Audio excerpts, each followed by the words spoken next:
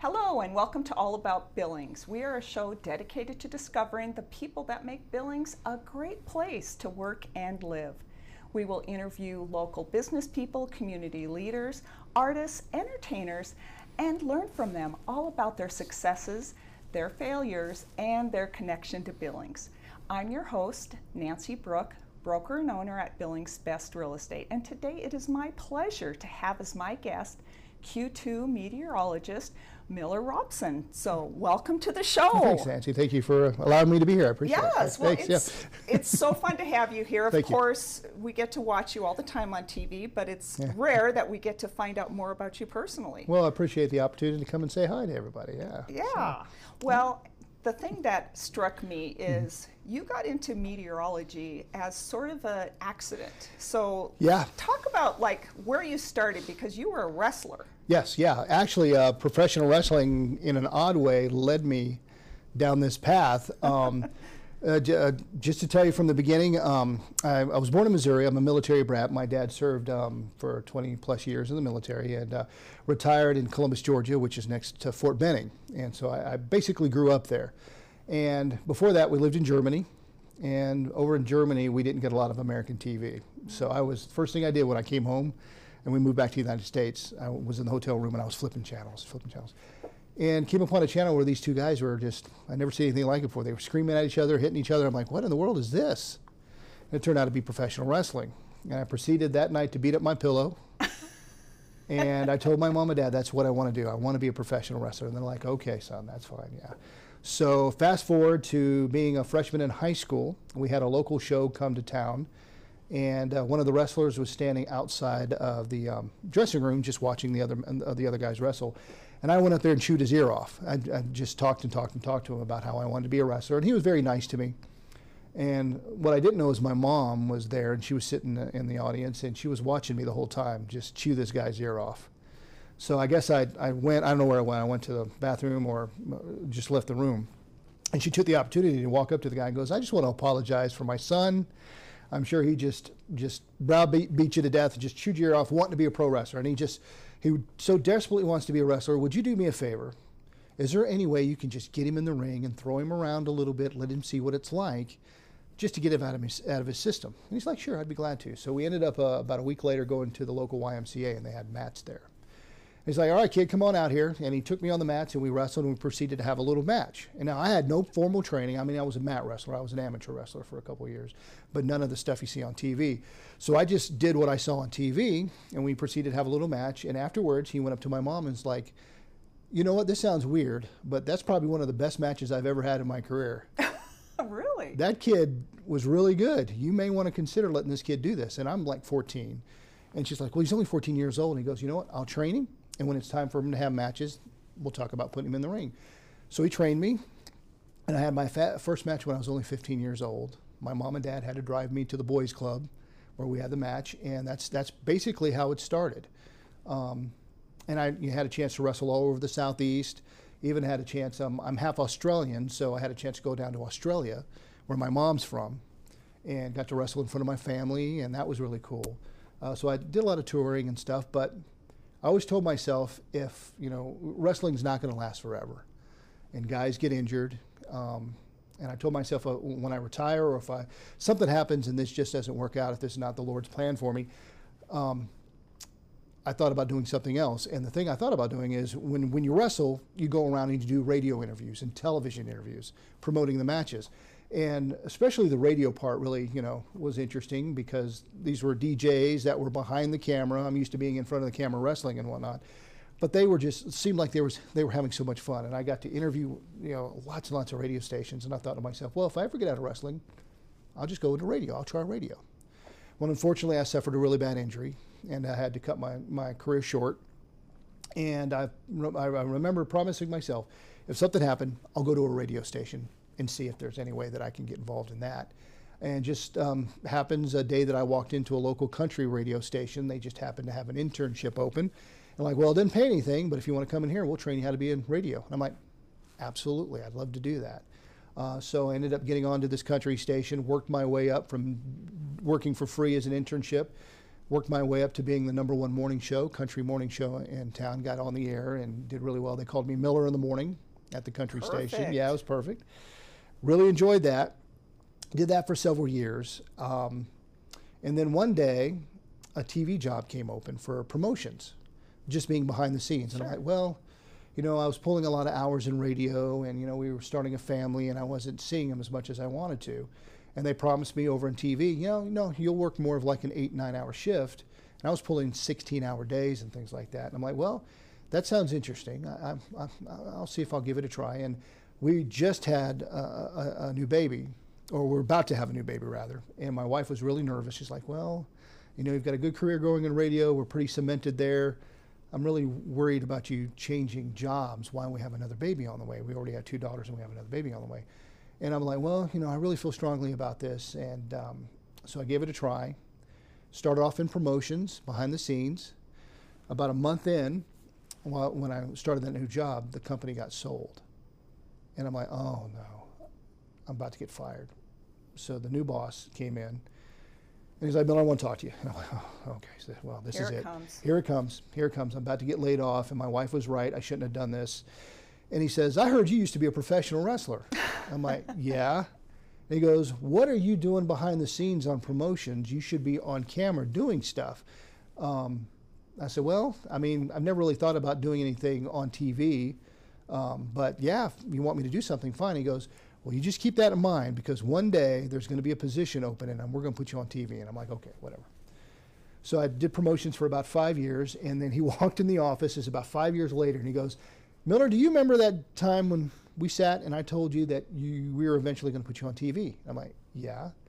He goes, well, we're starting a morning show next week, and I need a weatherman. Poof.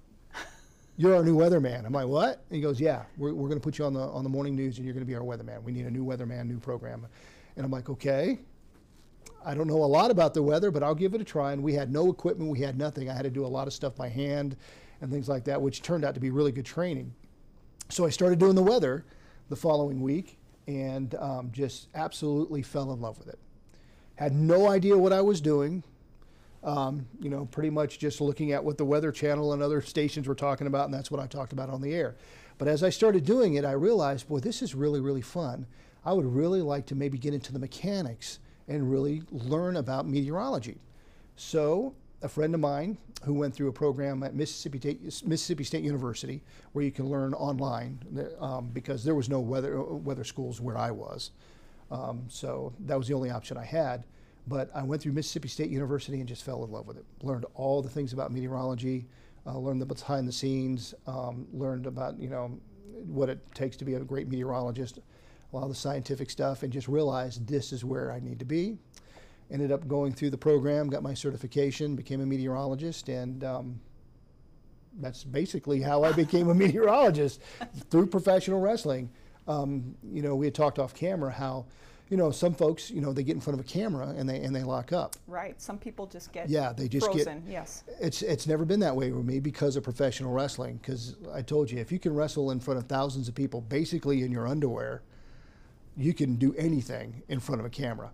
So the 15 years on and off of professional wrestling that I did actually trained me for on camera.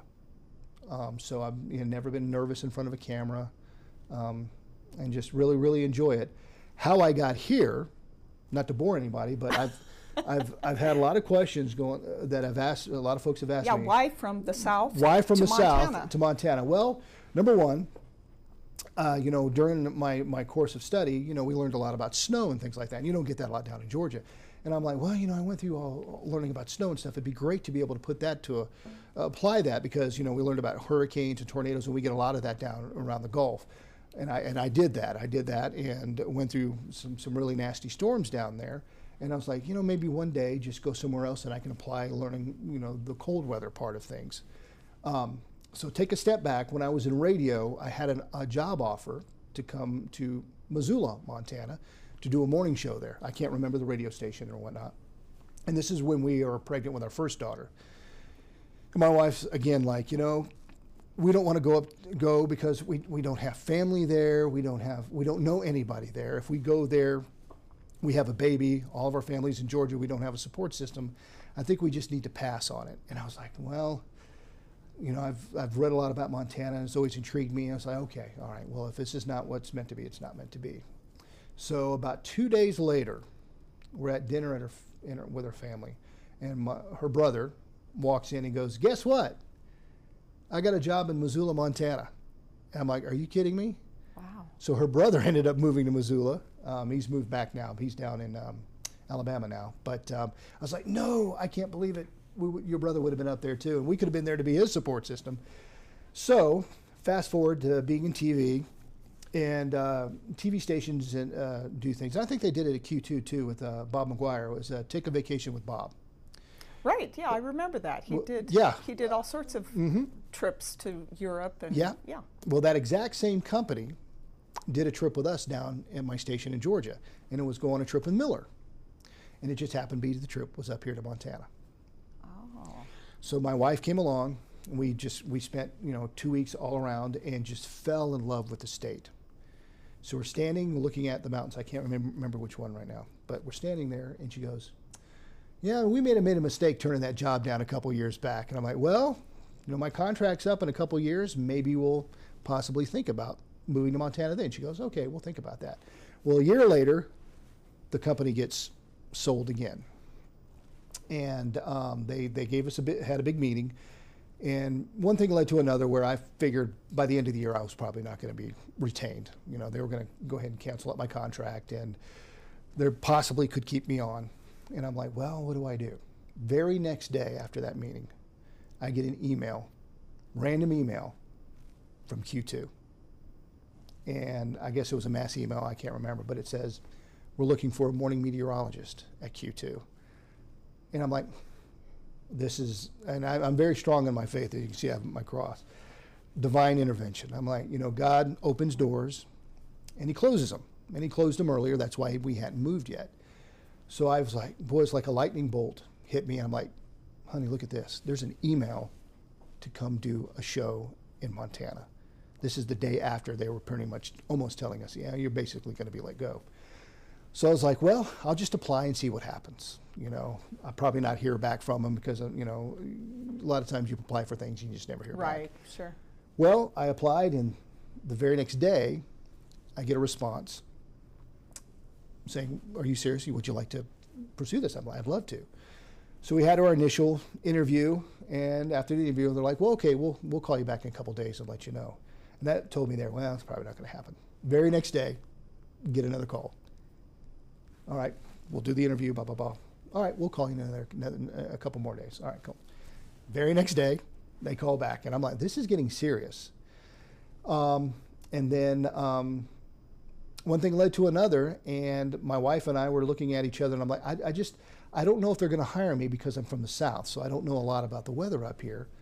I just don't think I'm going to be the best candidate for them. I just don't think it's going to happen. And probably 2 or 3 days later, they call me back and says, want to give it a shot? Want to come on up? And I'm like, absolutely. Wow. And what surprised me most about that, Nancy, is my wife was willing to come because she was, she loved security, and I understand that, but I'm an adventurer. I'm used to traveling around with wrestling and with being in the military, and I was ready to go, and I was not too sure she would go for it, and she prayed about it, and she's like, you know what? I think this is the right move. Then we had to convince my 3 daughters. That was, I think, the toughest part. So how old were they at the time? Well, it had been 4.5 years ago, so they would have been, a couple teenagers, early teens, and then my youngest daughter would have been preteen. It's been 4.5 years. Sure. So they balked at it a little bit, but we decided this was the best thing to do, and we moved up 4.5 years ago, and we haven't regretted it since. I just absolutely love it up here. I've been back to Georgia several times for visiting, but you're where you're supposed to be when you go back to your home and go, well, this is not home right now. My home's in Montana. Right. And just cannot wait to get back every time I leave. So just love it. Love the station. Love the people at Q2. Special shout out to Ed McIntosh, who's our chief, who was just so welcoming me coming up, a newbie, not knowing this type of weather, and just was a wonderful mentor, and just he's a really down-to-earth guy, too. A fantastic guy. And the plan was, I believe, Bob McGuire retired. Right. And Bob's just a fantastic guy. We share a birthday. Okay. So we hit it off. Just a wonderful guy. And me and Bob became pals, even though we didn't really work with each other, because he was retiring and I was coming in to fill in the spot. And I'm not sure if the plan was for me to go to nights and Ed to stay in the morning. But during the interview process, they realized, well, Miller, you're the type of person we need to put in the morning. You're more of a morning person. And Ed was so gracious to say, okay, I'll step and go to the nights and let Miller take over the mornings, because I know he loves doing mornings too, and he's fantastic. So a big shout out to Ed for letting me come up here and basically live my dream and letting me do the morning show. But just a fantastic guy, and just fantastic people there at Q2. I've never regretted it. So how has Billings been? Because obviously, well, you've lived many places in the world, but probably not in the West. Was it any kind of a culture shock? It was, the cold weather. Of course. I like cold weather. Even though I've lived in the South, I don't know what it is about me, but I've always loved cold weather. I lived in Germany for 5 years, so it gets really cold. Sure. So, and I miss the white Christmases, and I miss the colder temperatures, because down in Georgia you don't get a lot of that at all. And when it even threatens to snow down there, it's a big event.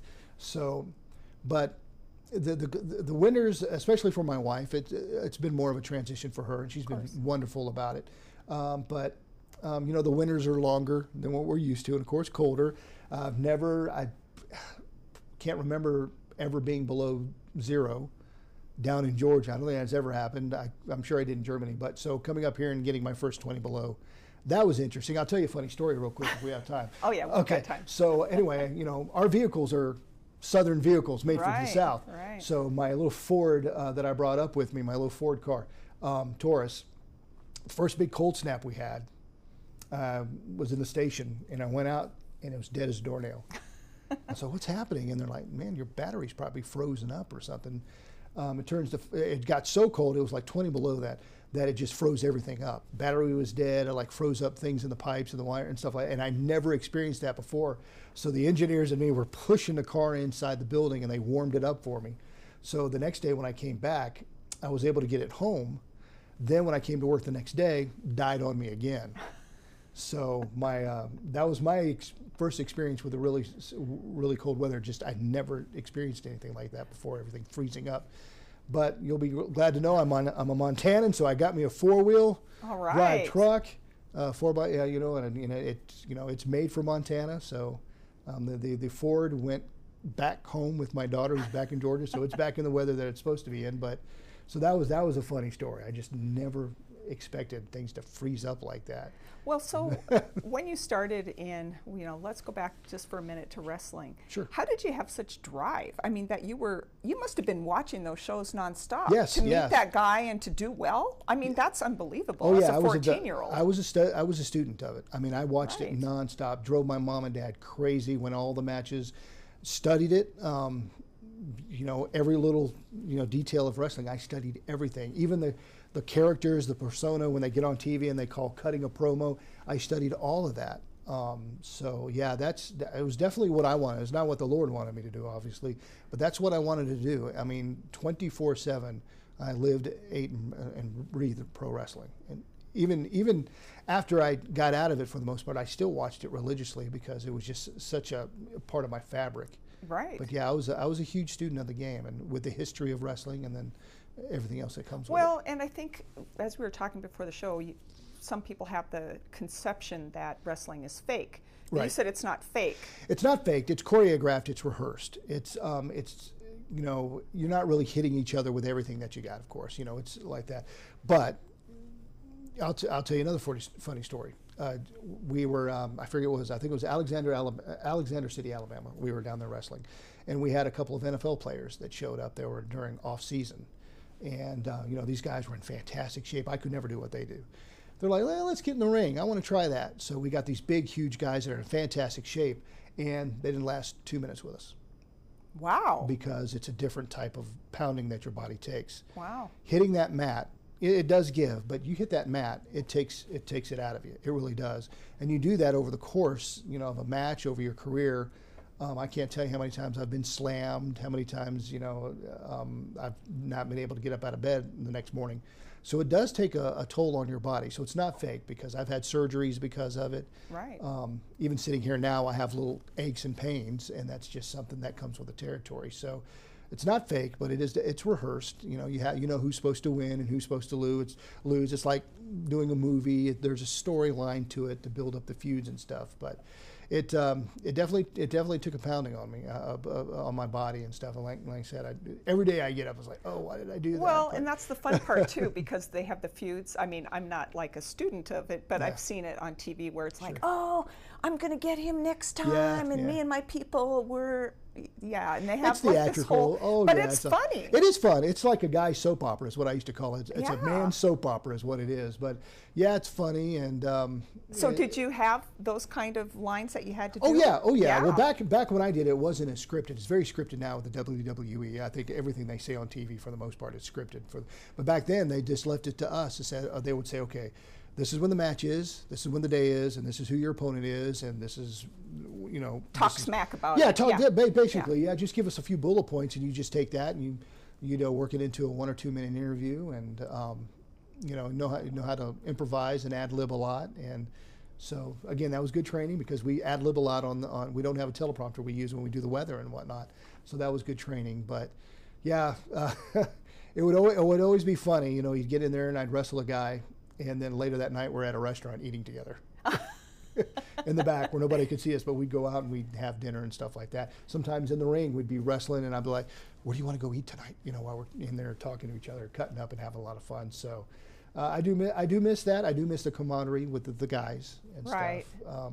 But like you said, there comes a day, yours came a little sooner than you wanted, but there comes a day where you have to hang it up. Yeah, you do have to move on. I mean, just like pro football. Oh, just like any athlete, you know. And, you know, there are some that hold on a little too long. I remember when I was starting, some of the bigger stars were coming down and I was going up. And, you know, some guys do hold on too long, you know, because, you know, they don't know anything else in their life, and that's how they make a living and stuff. So I was very fortunate, really, that I hate to say that, but I got injured in it, you know, but because of the injury, I probably would have stayed in it. You know, I tell my wife once in a while, man, if I would have stayed in it. But then again, you know, I probably would have never met my wife, had a beautiful family, and I wouldn't be here. Right. You know. So what was the hardest thing about transitioning to being a weather guy? Just out of, being. Yeah, just because you were doing the promotions at the TV station, and all of a sudden, hey, you're the weather guy, Miller. Well, just. Making sure being accurate on the air with the weather. Weather's hard to do. You know, there's the joke that, you know, weatherman is the only profession you can do that you get it wrong all the time and you still keep a job, which we take that in stride. We understand it. But weather really is hard to do, especially in areas like Montana where there's so many different microclimates and things like that. So it is tough. So I think that was the biggest thing that I was really nervous about, because down there, you know, tornadoes and things like that, and you've got to be on spot on for the most part, because there's lives at stake, you know, and so I think that was probably the biggest thing. Is I want to make sure I get this right. And right. So but then when you went to meteorology school, then and learned all about it. And like this is how it works, and this is how this develops, and these are, you know, and I got a good strong core understanding of weather, which it was a great program, taught us a lot. So yeah. That was the biggest thing. I just, and even now, you know, every morning before I get on the air, I'm like, let's get this right. Let's get this right, because people are watching and they depend on you. And it does. It's a gut punch when, you know, it's called a broken forecast, when you forecast something and it doesn't happen, or you don't forecast something and something does happen. So it is a gut punch. I mean, I take it personally. It's like, man, I got that wrong, or I didn't get exactly right. So yeah, that's something that weighs on me. But, you know, weather, I wouldn't have it any other way. There's so many different things with weather. It keeps you on your toes, keeps you sharp. But, you know, so it's amazing. Where did you get the gift of communication? Because you just seem like you were a natural communicator. I mean, to go from, because you're behind the scenes in promotions, and you hadn't been on air for 5 years, and all of a sudden you're able to jump right back in. Right. Well, I did a lot of theater when I was a kid. Did a lot of theater. I actually studied theater a little bit in college while I was wrestling. So I did a lot of theater. You know, my kids, we put them all through theater too. So that's theater. I had a pretty strong theater background, and then of course the wrestling and whatnot. I've always been very conversational. My mom, her side of the family, Australian, and the funny joke about them is they could talk to a dead dog because they talk. They've got the give of gab. My mom's that way too. everybody's a friend. You never meet somebody who's not a friend. You know what I'm saying? So just have a gift of gab, and always had that, and it's just been something that's been with me, and I'm just one of the fortunate ones that gets to use that, I guess you call, skill on the air. You know. Well, the other thing that I've noticed is, considering you've lived around the world, in Germany, your mother's Australian, your accent is very neutral, Midwest. Yeah. How did you have to work at that, or did No, you have no, a Southern accent? no, at it's just the any way point? I talk. Okay. Because okay. I'm originally from Missouri. Okay. But I have lived all around. But once in a while, the funny thing on the air is once in a while I'll jumble words up, because growing up, my mom's Australian, so you have a different, and she has a thick accent. Right. I don't hear it, but everybody else does. But there's ways she says words differently than what we do here. And I still have issues with that, and I get tongue-tied saying things because I still have that, the way it's supposed to sound in my brain, as opposed to the way it comes out of my mouth.